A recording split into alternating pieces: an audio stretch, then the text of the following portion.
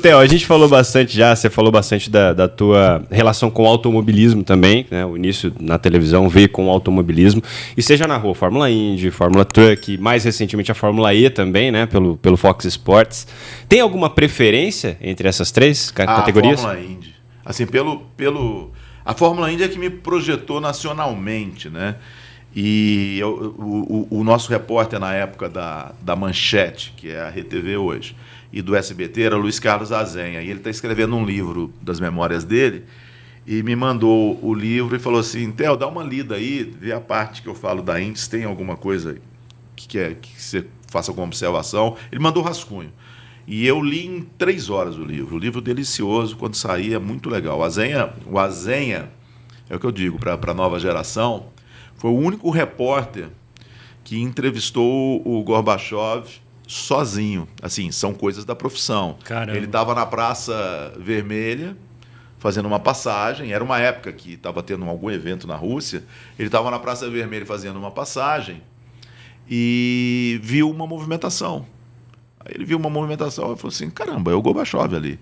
E ele pegou o câmera e falou, vamos lá. E quando ele estava chegando, os caras barraram, né? Ele falava assim, ele falava inglês, né? Eu sou do Brasil. Aí o Gorbachev falou, ok. Aí ele falou assim, adoro o Brasil, o Gorbachev falou. Aí ele pegou, esperto com câmera, ele já meteu, não sei o quê, ele falou, perguntou de Brasil, não sei o quê, 2. Aí os caras barraram. Mas conseguiu ele. Mas conseguiu. E aquilo foi histórico, e tal. E o Azenha, então, o livro é delicioso. Aí eu liguei para ele e falei, Azenha, o livro é delicioso e tal. Eu faria essa e essa observação, blá, blá, blá. Ele virou e falou assim, cara, vamos escrever um livro sobre a nossa época da Indy, porque a gente revolucionou. Por isso que eu falo com o meu carinho a Indy. Foi a primeira vez que um repórter apareceu com câmera no box. Antigamente entrava só com áudio. Eu falava com os pilotos no rádio, ao vivo, não é... Aquela volta que ficou famosa do Ayrton Senna em Interlagos, ele narrando de dentro, aquilo é gravado. Aquilo não é ao vivo, aquilo é gravado, depois editado. A gente falava ao vivo. O cara ia começar... Teve uma corrida em Cleveland, que tinha o Roberto Pupo Moreno, e ele estava lá atrás. E na volta de apresentação eu falava com os pilotos, não com todos, né? A gente tinha todos num rádio, mas a gente combinava com as equipes. E eu estou conversando com o Roberto Pupo Moreno e eu me lembro que já estava entrando na reta para largar. Eu falei, Moreno, vamos parar porque vai largar. E ele estava falando. Então a gente tinha isso. Então o meu carinho pela Indy é enorme. A Indy me projetou. Foi o momento do auge da Indy no Brasil. Então por isso eu tenho esse carinho pela Indy. Eu acho até uma coisa que não é nem puxação de saco, não, mas eu acho que todo mundo aqui tem essa consciência que da nossa geração, assim, não tem como falar de Fórmula Indy sem lembrar... Jamais. Acho que assim, uma coisa não se separa da outra.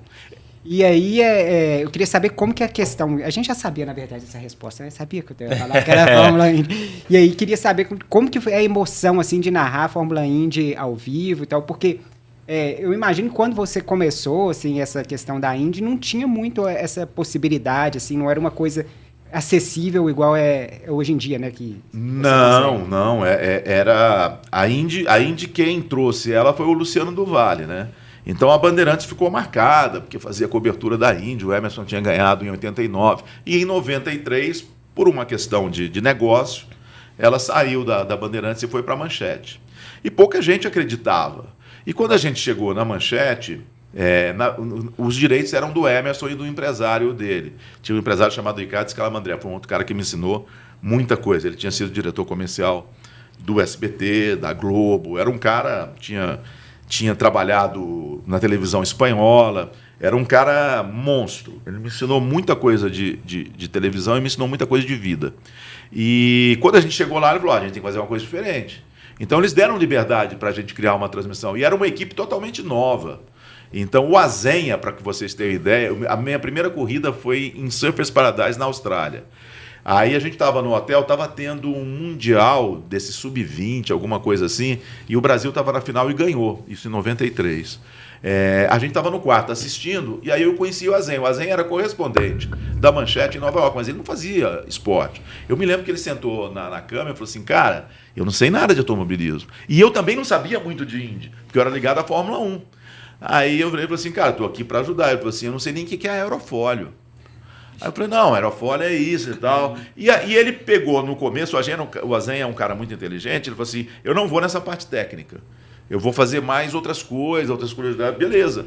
E quando você está perguntando como é que era a emoção, eu me lembro que aquilo ali foi a grande chance da minha vida. Eu sabia que eu estava ali, a minha primeira corrida era a grande chance da minha vida. Eu tinha que arrebentar naquele dia. Porque todo mundo ia estar em cima, o Luciano é que fazia, então tinha um peso, assim, cara, o Luciano sempre fez a Fórmula Indy. Aí quem é esse cara? Né? Aí eu fazia Fórmula Ford, fazia Fórmula 3. O grande público não sabia quem eu era. Tem um diretor de televisão chamado Newton Travesso, que foi outro que me ensinou muito, que veio da Globo, fez um monte de coisa bacana. E o Newton Travesso era o nosso diretor artístico. E ele me ajudou quando eu fiquei uma semana aqui em São Paulo antes de ir para a Austrália. E fui uma semana antes. E ele me ajudou muito. Aí eu lembro que eu estava entrando no ar, o meu nome artístico em Goiânia era Theo Awad, que é o meu sobrenome, meu último sobrenome é Awad. E ele, desde o começo, falou assim, cara, Awad da cacofonia, Theo Awad. Aí ele entrou na linha, assim, 15 minutos antes de entrar no ar, falou assim, Theo, a gente vai te lançar nacionalmente. Você vê como é que, assim, a gente vai te lançar nacionalmente. Você não quer mudar para José? É Theocles, mas eu sempre fui chamado de Theo, né, desde pequeno. Então é Theocles José Brox Awad. Vamos colocar o José, é mais fácil. Aí eu falei, pô, Nilton, eu queria manter o Awad. Lá em Goiás o povo me conhece de Awad. Aí ele falou assim, bicho, você está sendo lançado nacionalmente. Aí eu falei, vai ser melhor para mim? Aí ele falou assim, vai. Eu falei, então põe o José. Aí foi o Theo José. E eu lembro que no primeiro treino eu andava atrás da arquibancada, era um circuito de rua. Eu estava andando atrás da arquibancada e eu ouvia o barulho dos carros. E eu me lembro direitinho disso, eu me emocionei. Eu falei, caramba, eu estou aqui numa corrida de Fórmula Indy na Austrália. Eu nunca tinha saído da América do Sul. Eu estou aqui numa Fórmula Indy na Austrália, recebendo e tendo essa oportunidade na minha vida, sabe? Eu me emocionei. E graças a Deus deu tudo certo. O que foi mais legal, você está jogando contra o fuso, né? A gente fez a corrida no domingo, aí dormimos e pegamos o avião. Naquela época tinha um voo direto da Aerolíneas, durava 20 horas. E eu cheguei aqui em São Paulo de volta na segunda-feira, no início da noite. E a Manchete estava numa crise danada, não tinha dinheiro para nada, greve, era uma situação difícil. Aí eles me falaram, o seu hotel é tal. Aí me levaram no hotel e eu não pude entrar porque faltou pagamento. Aí eu estava com o nosso coordenador que estava vindo e falou assim, cara, eu tinha que dormir aqui para voltar para Goiânia, porque eu estava morando em Goiânia ainda. Aí eles falaram assim, vou te colocar no hotel do Chestes. O Chestes era o diretorzão. Lá ele se vira, porque lá vai ter jeito de você dormir. Aí ele me colocou lá e no restaurante, assim, na entrada, era um flat. No restaurante tinha uma mesa assim que tinha os caras da Manchete. Eu nem sabia direito quem era. O Chester eu lembro, que ele que assinou, né, quando eu fui contratado. Aí eu fui lá cumprimentar. Aí ele falou, pô, arrebentaram. Que legal, babá. E ele me mostrou um globo. Tem a Patrícia Kogut até hoje. Naquela época eu não sei se era a Patrícia Kogut, mas tinha um negócio de 0 e 10. Aí estava lá, nota 10, na segunda-feira isso. Nota 10 para o narrador Theo José, que fez um excelente trabalho, e para o repórter Luiz Carlos Azenha. Que legal. Cara, eu subi no quarto, eu falei, pô, legal e tal. Eu subi no quarto, eu gritava, eu falei, puxa, é muito bom. Cara, já tomei um 10 na primeira. Você tá entendendo? Eu gritava no quarto, falei, e era um quarto de 2 andares, eu falei assim, nossa senhora, onde me colocaram aqui e tal, eu tomei pra caramba. Então ali começou a mudar tudo. Por isso que esse carinho enorme, essa emoção, tudo.